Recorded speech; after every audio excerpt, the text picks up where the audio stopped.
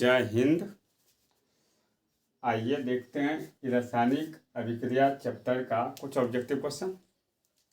क्या कह रहे हैं कि संगमरमर का रासायनिक सूत्र क्या होता है। तो संगमरमर का रासायनिक सूत्र ऐसे आता है CaCO3। अब संगमरमर क्या चीज़ होता है। तो संगमरमर का केमिकल नाम जो होता है, रासायनिक नाम जो होता है, इसको कहते हैं कैल्शियम कार्बोनेट बोलते हैं। कैल्शियम कार्बोनेट कहाँ होता है। कैल्शियम कार्बोनेट हम लोग देखते हैं अंडा, यानी एग जो खाते हैं, एग के ऊपर वाला जो पार्ट होता है, कवच जिसको बोलते हैं, उसमें होता है किसका, वो कवच किसका बना रहता है, किसका, तो संगमरमर का। इसके अलावा और कहाँ होता है, सिपिया होता है, एक घोंघा होता है, समुद्री जीव सब होता है।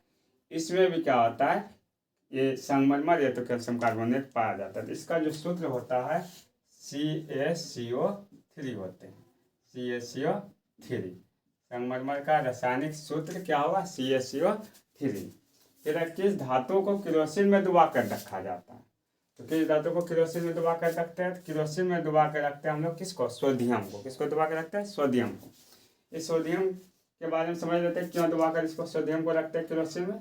तो किरोसिन में जो सोडियम को डुबा कर रखते हैं, इसका कारण है कि सोडियम किरोसिन के साथ अभिक्रिया नहीं करता, लेकिन अगर वायु में रखा जाए या बाहर रखा जाए, बाहर में जो वायु रहता है उसके साथ भी रिएक्ट कर लेता है। इसके अलावा जल वगैरह के साथ आसानी से रिएक्ट करके अभिक्रिया करके यह आग का निर्माण कर लेता है। अर्थात आग लगने से बचने के लिए ही हम लोग इसको किस में डुबा के रखते हैं, किरोसिन में डुबा कर रखते हैं, किसको, सोडियम को। यहाँ इसको किस में डुबा के रखेंगे, सोडियम। किरोसिन में किसको रखते हैं, सोडियम धातु को। किसको, सोडियम को। इसका संकेत अगर है तो Na होता है। संकेत क्या होता है, Na। अब आते हैं किस धातु को चाकू से काटा जाता है। किस धातु को चाकू से काटा जाता है। तो चाकू से काटा जाता है लिथियम को, पोटेशियम को, और एक होता है लिथियम, पोटेशियम और एक सोडियम। तीनों को काटा जाता है चाकू से। किसको किसको काटते हैं लोग, लिथियम को और इसके बाद सोडियम को। लिथियम पहले किसको, लिथियम जिसको हम लोग Li भी बोल सकते हैं, और फिर सोडियम और इसको Na भी बोलते हैं, और एक होता है पोटेशियम, इसको K बोलते हैं। क्या बोलते हैं, K। तो लिथियम और सोडियम और पोटेशियम को क्या करते हैं लोग, चाकू से काटते हैं। किससे काटते हैं, चाकू से। फिर कहता है किस अभिक्रिया में उष्मा मुक्त होता है। तो किस अभिक्रिया में उष्मा मुक्त होता है, तो उष्मा जो मुक्त होता है ना, उष्मा जो मुक्त होता है हमारा, उष्मा होता है मुक्त उष्मा क्षेपीय अभिक्रिया में। किसमें, उष्मा क्षेपीय अभिक्रिया, उष्मा क्षेपीय अभिक्रिया में उष्मा मुक्त होता है। अब ये उष्मा क्षेपीय अभिक्रिया क्या होता है, तो जिस अभिक्रिया में उष्मा का उत्सर्जन होता है या उष्मा बाहर होता है, तो उस अभिक्रिया कहते हैं उष्मा क्षेपीय अभिक्रिया। अब किस अभिक्रिया में उष्मा बाहर होता है, उष्मा बाहर होता है उष्मा क्षेपीय में। लेकिन ऐसे एग्जाम्पल देखा जाए तो हम लोग शोषण जो लेते हैं, शोषण का जो क्रिया करते हैं, शोषण की क्रिया में जीवधारी क्या करते हैं, कार्बोहाइड्रेट लेते हैं, और कार्बोहाइड्रेट को लेकर के क्या करते हैं, उसको ऑक्सीकृत करता है, और ऑक्सीकृत करके कार्बन डाइऑक्साइड, इसके बाद जल और कुछ उष्मा और ऊर्जा बाहर करते हैं। तो इसको हम कह सकते हैं कौन, उष्मा क्षेपीय अभिक्रिया। कौन अभिक्रिया कहेंगे, उष्मा क्षेपीय। मतलब जिस अभिक्रिया में उष्मा उत्सर्जित हो जाए, बाहर हो जाए, मुक्त हो जाए, तो उस अभिक्रिया को हम लोग कहेंगे उष्मा क्षेपीय अभिक्रिया। अब आते हैं किस अभिक्रिया में उष्मा का अवशोषण होता है। तो उष्मा का अवशोषण, किस अभिक्रिया में उष्मा का अवशोषण होता है। तो किस अभिक्रिया में उष्मा का अवशोषण होता है, तो उष्मा का अवशोषण जो होता है वो होता है उष्मा शोषी में। किसमें होता है, उष्मा शोषी। या लिख सकते हैं हम लोग इसका उष्मा शोषी अभिक्रिया, उष्मा शोषी अभिक्रिया। किस अभिक्रिया में, उष्मा शोषी अभिक्रिया में उष्मा का अवशोषण होता है। मतलब जिस अभिक्रिया में उष्मा को ग्रहण किया जाए, अवशोषण किया जाए, उसको कहते हैं उष्मा शोषी अभिक्रिया। कहता है किस अभिक्रिया को शोषण कहा जाता है। तो किस अभिक्रिया को शोषण करते हैं, किस अभिक्रिया को शोषण करते हैं, तो उष्मा क्षेपीय अभिक्रिया को शोषण करते हैं। क्योंकि उष्मा क्षेपीय अभिक्रिया में उष्मा का क्या होता है, उत्सर्जन होता है, और शोषण की क्रिया में उष्मा क्या होता है, बाहर निकलता है। इसलिए इसको हम लोग कौन अभिक्रिया कहते हैं, उष्मा क्षेपीय अभिक्रिया कहते हैं। क्या, शोषण। क्या कहते हैं, शोषण। मतलब शोषण को, किस अभिक्रिया को शोषण कहा जाता है, तो उष्मा क्षेपीय अभिक्रिया को, उष्मा क्षेपीय अभिक्रिया को क्या कहा जाता है, शोषण। क्या कहा जाता है? शोषण। अब आते हैं दहन कितने प्रकार के होते हैं। तो पहले दहन समझ लेते क्या होता है।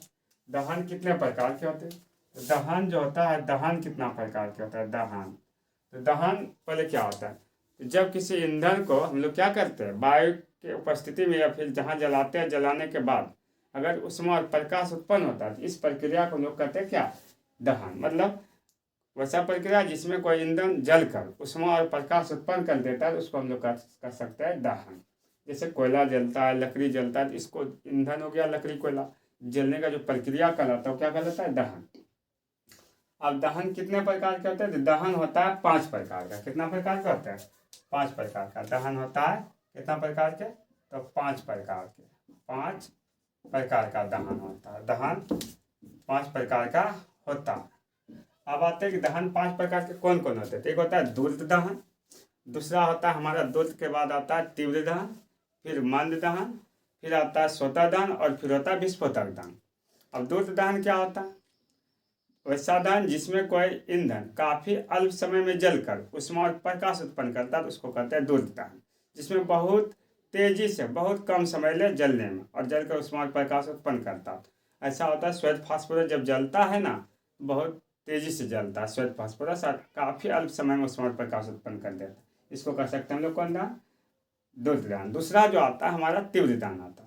तो तीव्र दहन में क्या होता है, कोई ईंधन जो तक बहुत तीव्र गति से जलता है, काफ़ी तेजी से इसमें भी जलता है, तीव्र गति से जलता है, और जलकर उसमें और प्रकाश इसमें भी निकालता है। जैसे मैग्नीशियम का फीता होता है, जैसे बम पटाखा में जो धागा निकला रहता है उसी को कहते हैं मैग्नीशियम का फीता। वो फीता जब जलता है तो जलने के बाद क्या होता है, काफ़ी तेज़ी से क्या होता है, जलता है और उसमें और प्रकाश उत्पन्न करते हैं। ठीक, तो उसको कह सकते हैं हम लोग तीव्र दहन। इसके बाद आता है मंद दहन। मंद दहन का क्या होता है, जिसमें कोई ईंधन ले लेते हैं तो उसको अगर जलाते तो बहुत धीमी गति से जलता है, धीरे धीरे मध्यम मध्यम जलता है, तो इसको कहते हैं मंद दहन।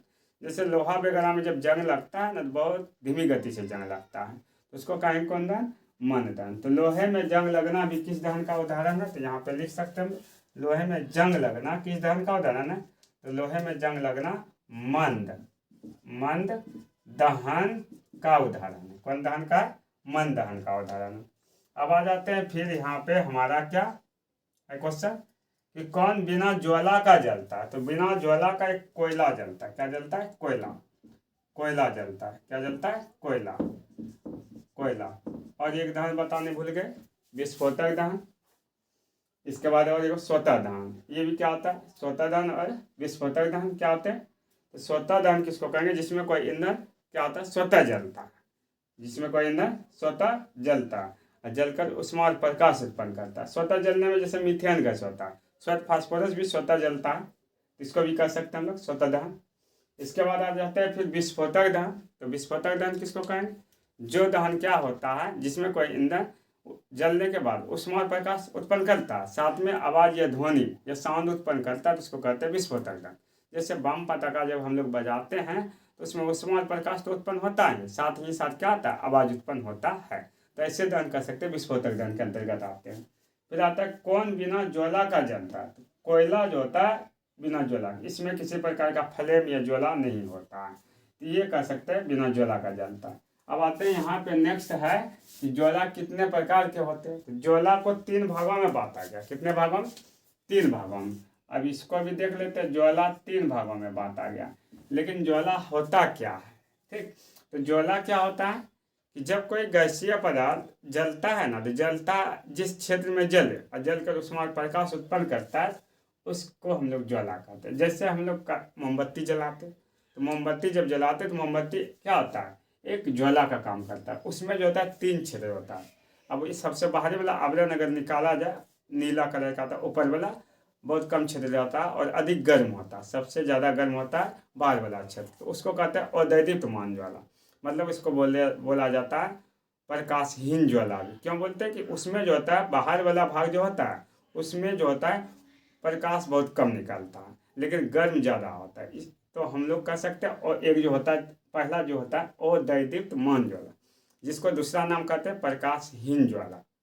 दूसरा आता है हमारा फिर दैदीप्यमान ज्वाला। कौन ज्वाला आता है, दैदीप्यमान।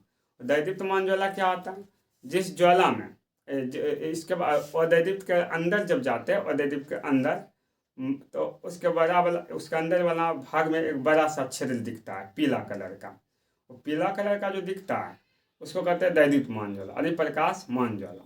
जब प्रकाशमान ज्वाला क्यों कहते हैं? इसमें जो होता है पीला कलर का जो रहता है वो भाग जो कहता है ज़्यादा लाइट करता है, ज़्यादा लाइट। घर सब में हम लोग देखते थे पहले के समय में जो होता था कि जो लालटेन होता है, लैंप होता है, उसमें उसका जो बत्ती जलता है ना तो कैसा पीला कलर का, तो प्रकाश दिखाता है। लेकिन स्टोव जो हम लोग जलाते हैं घर में, स्टोव नीला कलर का होता है, लेकिन उसके आसपास प्रकाश उत्पन्न नहीं होता। तो सबसे बाहर वाला हो गया और दैदीप्यमान। उसके थोड़े अंदर आते हैं तो दैदीप्यमान, जिसको प्रकाश मान भी कहते हैं। और सबसे अंदर जो आ जाते हैं केंद्रीय ज्वाला आता है। केंद्रीय ज्वाला, केंद्रीय ज्वाला भी नीला कलर का होता है, ठीक। और दैदीप्यमान ज्वाला कम गर्म होता है और दैदीप्यमान ज्वाला अधिक गर्म होता है। अब यहाँ पे अगला क्वेश्चन है, कौन सा ज्वाला सबसे अधिक गर्म होता है? तो सबसे अधिक गर्म होता है अदैदीप्यमान ज्वाला। कौन होता है? अदैदीप्यमान ज्वाला। अदैदीप्यमान ज्वाला, इसको बोला जाता है प्रकाशहीन ज्वाला। प्रकाशहीन ज्वाला भी बोलते हैं। कौन सा ज्वाला का रंग नीला होता है? तो इसमें हम कह सकते हैं अदैदीप्यमान ज्वाला का भी रंग नीला होता है, अदैदीप्यमान ज्वाला। और एक होता है केंद्रीय ज्वाला, सबसे अंदर वाला जो होता है केंद्रीय ज्वाला, इसका भी रंग नीला होता है। किस अभिक्रिया में ऑक्सीजन का संयोग होता है और हाइड्रोजन का वियोग होता है? अब इसको समझ लेते। एक होता है रेडॉक्स अभिक्रिया। ये रेडॉक्स अभिक्रिया क्या होता है?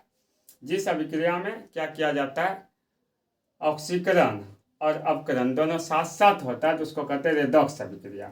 तो रेडॉक्स अभिक्रिया को दो भागों में बांटा गया, एक होता है ऑक्सीकरण अभिक्रिया या ऑक्सीडेशन, और दूसरा होता है अपकरण, या उसको अंग्रेजी में बोलते हैं हम लोग रिडक्शन, ठीक। अब आते हैं किस अभिक्रिया में ऑक्सीजन का संयोग और हाइड्रोजन का वियोग होता है? वियोग मतलब होता है बाहर किया जाता है जिसमें।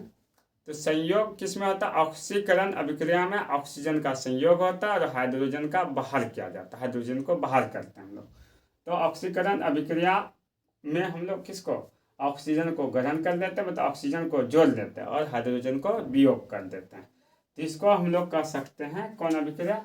ऑक्सीकरण या उपचयन। इसको और बोला जाता है उपचयन, दूसरा नाम होता है इसका उपचयन।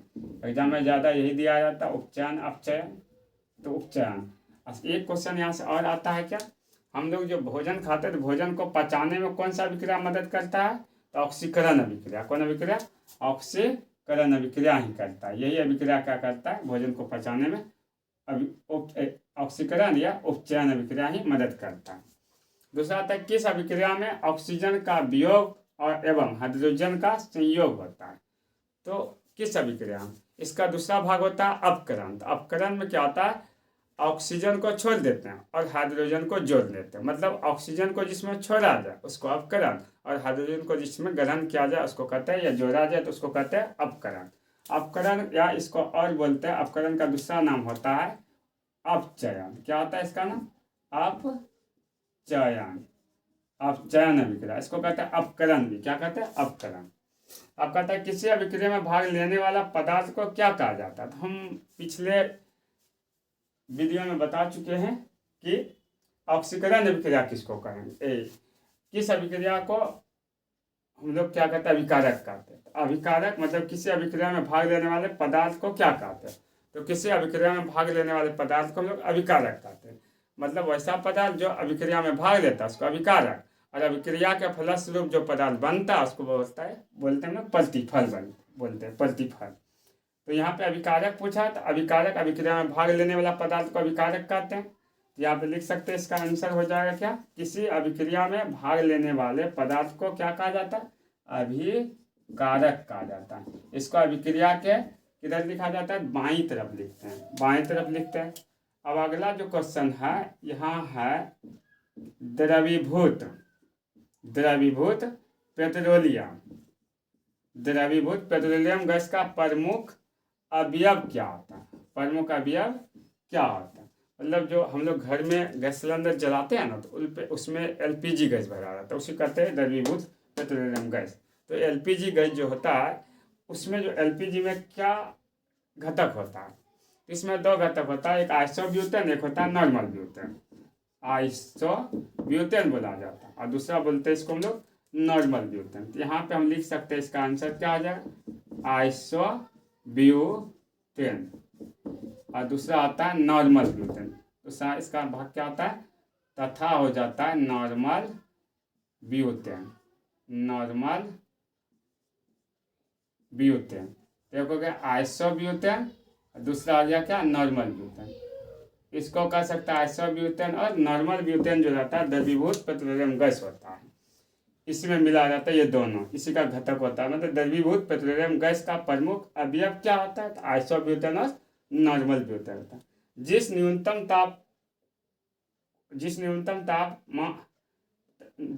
ताप को कोई पदार्थ जलना प्रारंभ करता है, जिस न्यूनतम ताप पर कोई पदार्थ या जिस न्यूनतम ताप पर कोई पदार्थ जलना प्रारंभ करता है, वह क्या कहलाता है। मतलब जिस न्यूनतम ताप पर अगर कोई पदार्थ जलना प्रारंभ करे तो क्या कहलाता है, तो एक होता है ज्वलन ताप। जिस न्यूनतम ताप पर कोई पदार्थ अगर जलता है, जलना प्रारंभ करता है, तो उसको हम लोग कहते हैं ज्वलन ताप। तो यहाँ पे क्वेश्चन है, जिस न्यूनतम ताप पर कोई पदार्थ जलना प्रारंभ करता है वह है, उसको कहते हैं ज्वलन ताप। क्या कहते हैं इसको हम लोग, ज्वलन ताप कहते हैं, ज्वलन ताप।